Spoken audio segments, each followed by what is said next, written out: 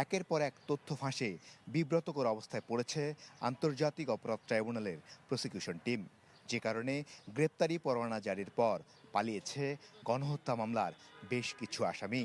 তা তদন্তে হয়েছে কমিটিও। ট্রাইব্যুনালের তথ্য ফাঁস আর গ্রেপ্তারের আগে আসামিদের পালিয়ে যাওয়ার বিষয়টি স্বীকার করলেন খোদ চিফ প্রসিকিউটর। জানান, জড়িতদের বিরুদ্ধে ব্যবস্থা নেওয়া হবে। আমরা এই বিষয়টাকে গভীরভাবে উদ্বেগের সাথে বিশ্লেষণ করছি এবং তথ্য প্রমাণ আদি সংগ্রহ করছি। যদি আমরা প্রমাণ পাই যে প্রসিকিউশনের অফিসের কেউ, প্রসিকিউশন টিমের সদস্য কেউ অথবা ট্রাইব্যুনালের কোনো কর্মকর্তা কর্মচারী যারাই হোক, যারা এই ধরনের তথ্য ফাঁসের সাথে জড়িত হবে, তাদেরকে আইনের আওতায় আনা হবে এবং দৃষ্টান্তমূলক শাস্তির মুখোমুখি করা হবে।